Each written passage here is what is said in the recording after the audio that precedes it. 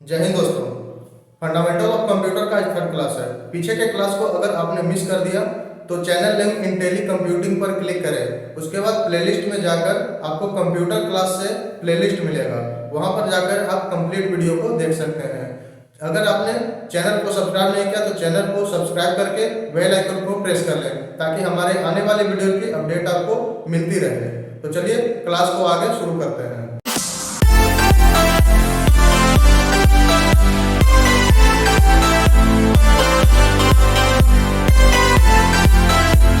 Welcome to world of computer. तो चलिए आज का क्लास स्टार्ट करते हैं। लास्ट क्लास में हम लोगों ने नेटवर्किंग के बारे में सीख लिया था, आज उससे आगे कंटिन्यू करेंगे। कैरेक्टरिस्टिक ऑफ कंप्यूटर, आज का हमारा जो टॉपिक होने वाला है कंप्यूटर के गुण, उसके बारे में सीखेंगे। The characteristic of computer depends upon some point, computer का जो गुण है वो कुछ पॉइंट पर निर्भर करता है। लाइक स्पीड हो गया, डिलीजेंस हो गया, एक्यूरेसी हो गया और स्टोरेज। ठीक है, एक एक करके हम लोग इसके बारे में डिटेल में सीखेंगे। सबसे पहले हमारा है speed. The processing speed of computer is more fast comparison than human expectation. जो कंप्यूटर का प्रोसेसिंग स्पीड है वो कंप्यूटर इतना फास्ट वर्क करता है ना कि हम लोग कभी सोच भी नहीं सकते हैं। इंसान के सोच से काफ़ी ज़्यादा फास्ट वर्क करता है। The processing speed of computer is measured in following unit. Computer का जो स्पीड है उसको कुछ यूनिट में हम लोग मापते हैं। लाइक 1 माइक्रोसेकेंड, 1 माइक्रोसेकेंड का जो होता है वो 10⁻⁻6 पार्ट ऑफ 1 सेकेंड। सोच लो कि आप सोच सकते हैं कि कंप्यूटर कितना फास्ट वर्क करता है। अब 1 माइक्रोसेकेंड, 1 माइक्रोसेकेंड मतलब 1 सेकेंड का छठा भाग, 1,00,000वां भाग। ठीक है, 1 nano second, 1 nano second 10⁻⁻9 part of 1 second. और 1 पैको सेकेंड, 1 पैको सेकेंड क्या होता है 10⁻12 पार्ट ऑफ 1 सेकेंड। 1 सेकेंड का 12वां 1 बाई 1 2 3 4 5 6 7 8 9 10 11 12 इतना फास्ट वर्क करता है। देखिए यहाँ पर मैंने नोट में आपको दे दिया, now a day we use picosecond unit for measure the processing speed of computer. आज का जो कंप्यूटर हमारा जो वर्क करता है वो इतना फास्ट वर्क करता है, 1 सेकेंड में का इतनावां भाग। ये 1 सेकेंड का इकाई, दहाई, सैकड़ा, हजार, 10,000, लाख, 10 लाख, करोड़, 10 करोड़, अरब, 10 अरब, खरब, 10 खरब।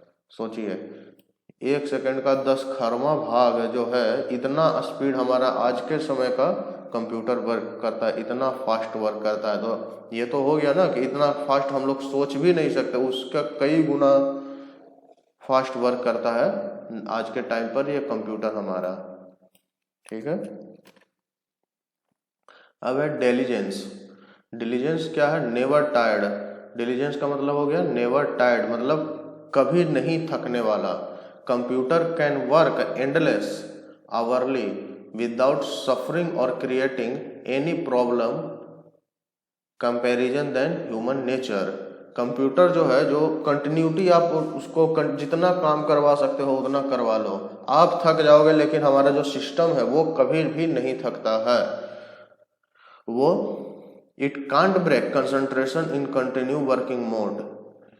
वो कभी भी आपके कंसंट्रेशन को भंग नहीं करेगा, आपके कंसंट्रेशन को तोड़ेगा नहीं। अगर आप कंटिन्यू वर्क करना चाहते हैं तो आप कंटिन्यू इस पर 24/7 जितना आप काम कर सकते हैं, जितने आपके अंदर का कैपेसिटी, आप थक जाओगे, लेकिन कंप्यूटर कभी भी वर्क नहीं करते करते नहीं थकेगा। इसका मतलब सीधा है। और डिलीजेंस का मतलब ही होता है कि नेवर टायर्ड, और इसी रूल को वो फॉलो करता है। हमारा जो सिस्टम, कंप्यूटर, लैपटॉप जो भी है वो इसी रूल को फॉलो करता है। आप इससे कितना भी काम करा लो, कितना भी, ये कभी नहीं थकने वाला है। ठीक है। और है एक्यूरेसी, प्योरिटी। इसका जो कंप्यूटर का जो एक्यूरेसी है वो 100% होता है। कंप्यूटर हमेशा आपको जो भी रिजल्ट दे रहा है, आपको जो भी आउटपुट दे रहा है, वो आउटपुट एकदम 100% राइट ही होगा, इसमें कोई दो मत नहीं है। अब आप कहोगे कि हाँ बहुत सा ऐसा सिचुएशन है जिसमें कंप्यूटर फॉल्ट दिखाता है, गलत चीज़ों को दिखाया, रिजल्ट हमको गलत दिया है, तो उसका कारण है सम टाइम इट वो पॉइंट भी मैंने कवर किया हुआ है, ये देखिए। Some time it makes mistake, कभी कभी कंप्यूटर गलती करता है। कब? जब उसका रिक्वायरमेंट जो है, जिस तरीके का आप इनपुट उसको दे रहे हो वो कंप्लीट नहीं हो, ठीक है। आधा अधूरा अगर आप इनपुट करोगे तो रिजल्ट भी उसी हिसाब से देगा, या फिर कोई टेक्निकल फॉल्ट हो। टेक्निकल फॉल्ट होने के कारण ही ऐसा हो सकता है कि आपका जो कंप्यूटर है वो गलत आपको आउटपुट दे सकता है। दो ही सिचुएशन हो सकता है, या तो कंप्यूटर यूजर ह्यूमन बींग्स के थ्रू कंप्यूटर को डेटा कंप्लीट नहीं दिया गया हो, या फिर उसमें कुछ टेक्निकल फॉल्ट हो। अगर ये दोनों चीज़ सही है तो हमेशा का आपको जो सिस्टम है, आपका सिस्टम, वो हमेशा आपको एक्यूरेट रिजल्ट ही देगा, एक्यूरेट आउटपुट ही देगा, ठीक है। Storage, it is a prime characteristic of computer. सही भी बात है कि कंप्यूटर का मेन मोटो क्या है, कंप्यूटर क्या करता है, ये सबसे मतलब इम्पॉर्टेंट वर्क है कंप्यूटर का कि डेटा को स्टोर करना। कंप्यूटर का ये गुण ही है कि डेटा को स्टोर करना है। It has capacity to store data for future purpose. तो हम लोग उसी के लिए तो सिस्टम को यूज ही करते हैं कि बाद में उस डेटा को फिर से यूज कर सकें, ठीक है। तो ये सबसे मेन कारण होता है कंप्यूटर यूज करने का आज के समय में, कि किसी भी डेटा को हम यहाँ पर इजीली किसी भी डेटा पर इजीली वर्क करके उसको सेव कर सकते हैं। इन फ्यूचर जब भी हमको वर्क हो, उस डेटा से जब भी काम पड़े तो हम उसको इजीली कंप्यूटर से निकाल लेते हैं। तो कंप्यूटर का मेन पर्पस ही है, मेन गुण है इसको कह सकते हैं, वो है डेटा को स्टोर करना। अब देखिए यहाँ पर आगे बहुत से लोग ऐसे भी होंगे जिन्होंने फर्स्ट टाइम कंप्यूटर का क्लास ज्वाइन किया होगा और उनको पता नहीं होगा कि कंप्यूटर होता कैसा है, कंप्यूटर होता कैसा है, एटलीस्ट कहीं ना कहीं तो देख लिए होंगे, लेकिन उसको कैसे ऑन किया जाता है आज हम लोग सबसे पहले उसके बारे में सीखेंगे। क्योंकि मैं ना हर चीज़ को कवर करना चाहता हूँ, हर एक पॉइंट को, कहीं भी ऐसा नहीं जो एकदम पूरा बेसिक लेवल जो होता है ना, मैं आपको वो प्रोवाइड कर रहा हूँ। इसमें आपको कहीं भी ऐसा कभी भी नहीं लगेगा कि हाँ कुछ पॉइंट छूट गया। अगर कुछ वैसा लगे आपको कि हाँ इस पॉइंट को कवर करना चाहिए तो आप कमेंट सेक्शन में कमेंट कर सकते हैं। मैं पूरी कोशिश करूंगा आपके रिक्वायरमेंट को फुलफिल करने का, लेकिन अपने तरफ से मैं आपको 110% श्योर कर देना चाहता हूं कि मैं आपको हर एक छोटी छोटी चीज को कवर करते हुए आगे बढ़ूंगा। आप पूरा YouTube देख सकते हो, आपको ऐसा क्लास कहीं पर भी नहीं मिलेगा जो कि इतना बेसिक से लेकर के चल रहा होगा। एक क्लास में एक जगह आपको इतना बेसिक कवर कहीं पर नहीं किया गया होगा, ठीक है। तो बहुत सारे ऐसे भी लोग होंगे जिन्होंने कंप्यूटर को कभी स्टार्ट नहीं किया होगा, या फिर कंप्यूटर सेंटर जानना चाहते होंगे लेकिन उनको प्रॉब्लम, हेजिटेशन होता होगा कि कैसे कंप्यूटर को हम ऑन करेंगे। तो देखिए यहाँ पर आज हम आपको वही बताने वाले हैं कि कैसे कंप्यूटर सिस्टम को ऑन किया जाता है। उसके बाद धीरे धीरे आगे हम लोग उसको ऑपरेट करना सीख जाएंगे, ठीक है। तो चलिए शुरू करते हैं कंप्यूटर को स्टार्ट करना। देखिए यहाँ पर ये जो डिवाइस है इसको बोला जाता है यूपीएस, इसको बोला जाता है यूपीएस, ठीक है। यूपीएस क्या करता है, हमारा ये पावर सप्लाई करता है, ये सीपीयू को और मॉनिटर को पावर सप्लाई करने का काम करता है। ये हमारा सीपीयू हो गया, ठीक है, ये हो गया सीपीयू, ये हो गया मॉनिटर,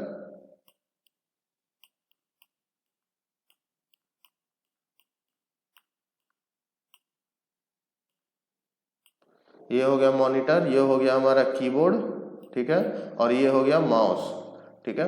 अब देखिए सबसे पहले क्या करता है, यूपीएस में एक प्लग होता है। यूपीएस का जो प्लग होता है इसको हम क्या करेंगे, सर्किट बोर्ड में इंसर्ट कर देंगे, ठीक है। सर्किट बोर्ड में इंसर्ट करने के बाद सीपीयू का जो प्लग होता है, सीपीयू के प्लग को हम लोग यहाँ पर यूपीएस में प्लग इन करेंगे, और मॉनिटर का भी जो प्लग होता है उसको भी हम यूपीएस में प्लग इन करेंगे।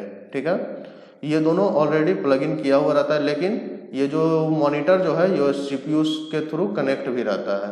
ठीक है, मॉनिटर को ऑन करने से पहले सीपीयू को पावर सप्लाई करना होता है, तो सीपीयू को डायरेक्ट हम सर्किट बोर्ड से नहीं देते हैं। ठीक है, सीपीयू को पावर सप्लाई यूपीएस के थ्रू मिलता है, तो सीपीयू का प्लग जो होता है वो पीछे यहाँ पर, यहाँ एक सेकेंड,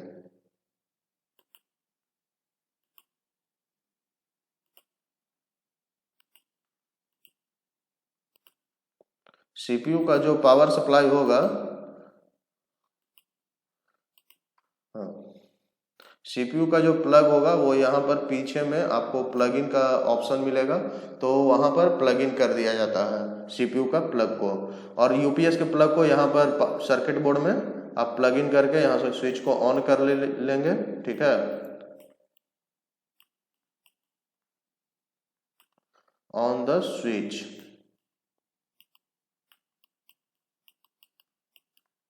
ठीक है, ऑन द स्विच। उसके बाद क्या होगा कि जैसे ही स्विच को ऑन करेंगे तो यहाँ पर यूपीएस में यहाँ पर आपको ये रेड इंडिकेटर शो हो जाएगा। रेड इंडिकेटर शो होने का मतलब है कि पावर सप्लाई इसमें यूपीएस में होना शुरू हो गया। उसके बाद स्विच ऑन करेंगे, इसका यूपीएस का स्विच ऑन कर देंगे। Switch on the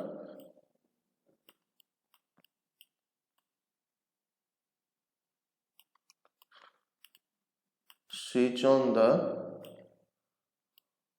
UPS.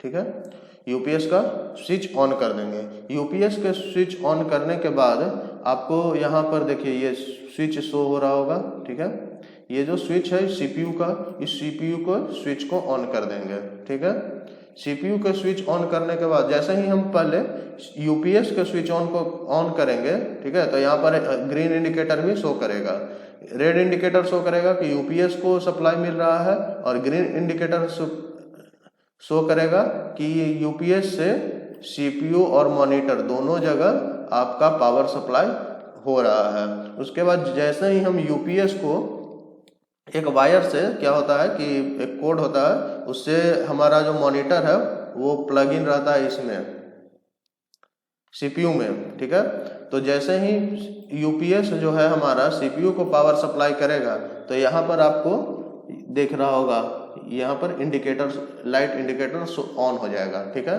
उसके बाद आपको सीपीयू का पावर यहाँ पर स्विच को ऑन कर देना है। सीपीयू के पावर स्विच ऑन करते ही आपका जो मॉनिटर है, ये देखिए यहाँ पर इंडिकेटर, रेड इंडिकेटर शो कर देगा। ठीक है, रेड लाइट, रेड लाइट यहाँ पर शो कर देगा, मतलब हमारे मॉनिटर में पावर सप्लाई होना शुरू हो गया है। अब हमारा सिस्टम जो है वो ऑन हो चुका है। ठीक है, ऑन होने के बाद यहाँ पर देखिए, उस पर आप इजीली वर्क स्टार्ट कर सकते हैं। वर्क क्या स्टार्ट करना है धीरे धीरे हम लोग आगे सीखेंगे। यहाँ पर देखिए माउस जो है, माउस में 3 तरह के बटन्स होते हैं। एक होता है राइट क्लिक, एक होता है लेफ्ट क्लिक, और फिर बीच में जो स्क्रॉल बटन है, ये गोल सा बटन होता है, उससे आप स्क्रॉल कर सकते हैं। ठीक है, राइट क्लिक का वर्क है ऑप्शन मेनू को ऑन करना। ठीक है, लेफ्ट क्लिक का वर्क है जो भी वर्क आप करना चाहते हैं उसको, प्रोसेस को आगे करना, इनपुट देना, सिस्टम को इनपुट करना, प्रोवाइड इंस्ट्रक्शन देना कि हाँ मुझे ये वर्क करना है, तो लेफ्ट क्लिक करके इंस्ट्रक्शन दिया जाता है। स्क्रॉल का बटन का काम है पेज स्क्रॉल करना, अप डाउन करना। ठीक है, अब आते हैं हमारा नेक्स्ट पर। नेक्स्ट में आपको देखिए, आज हमारा सबसे ज़्यादा यूज होने वाला जो कंप्यूटर सिस्टम है वो यही 2 डिवाइस है, एक है लैपटॉप और एक मोबाइल फ़ोन। ठीक है,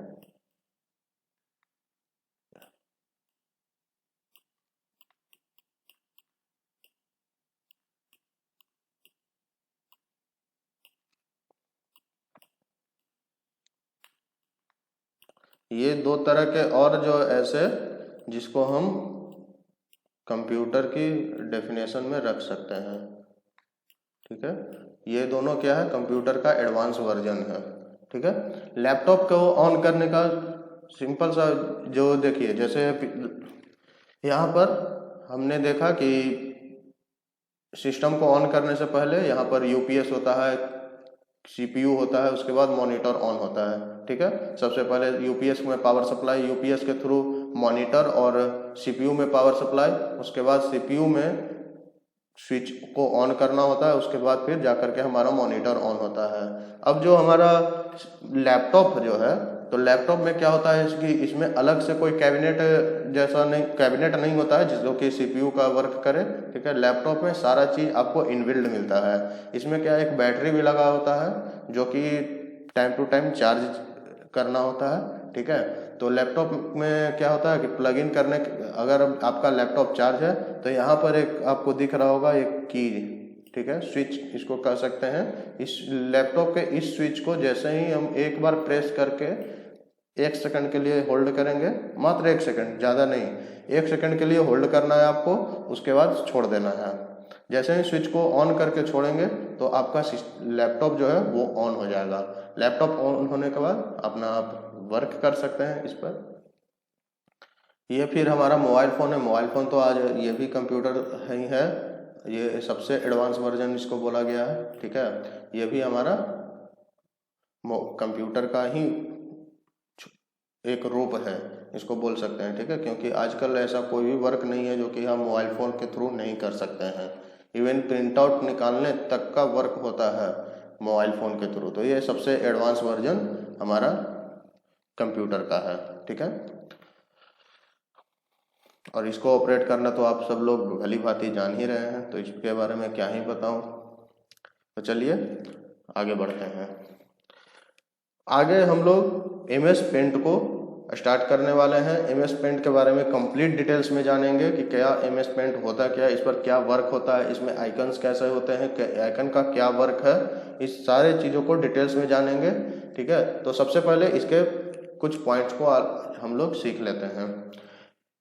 एमएस पेंट होता क्या है, तो it is drawing based package which is use to create an image and object with the help of icon option and process. MS paint का बेसिकली कहना क्या चाहता है कि एमएस पेंट जो है वो ड्राइंग बेस्ड पैकेज है। मतलब कि इसमें क्या करना है, हमको ड्राइंग बना सकते हैं। ड्राइंग बनाने के लिए सबसे ज़्यादा ये यूज में लाया जाता है एमएस पेंट। इसका वर्क ही है इमेज और ऑब्जेक्ट को बनाना, क्रिएट करना by the help of icon option. MS paint को जब आप ओपन करोगे तो वहाँ पर बहुत सारे आपके ढेर सारे आइकन्स मिलेंगे, उसको मल्टीपल तरीके से यूज करके अलग अलग तरह के आप इमेज या फिर ड्राइंग क्रिएट कर सकते हैं। अब एमएस पेंट को स्टार्ट कैसा किया जाता है, तो सिंपल सा आपको स्टार्ट आइकन पर क्लिक करना है। नीचे में आपको साइड में जैसे ही आप सिस्टम को ऑन करिएगा, जब सिस्टम पर आगे बढ़ेंगे हम लोग, ठीक है, तो लेफ्ट साइड के डाउन कॉर्नर पर आपको मिल जाएगा स्टार्ट आइकन। ठीक है, माउस के कर्सर को जैसे ही वहां पर ले जाएंगे तो स्टार्ट आइकन आपको मिल जाएगा। स्टार्ट आइकन पर जा करके आपको ऑल प्रोग्राम पर क्लिक करना है। ऑल प्रोग्राम पर क्लिक करने के बाद एक्सेसरीज में जाना है और वहां पर आपको पेंट मिल जाएगा। ये हो गया थोड़ा सा आपको लॉन्ग प्रोसेस।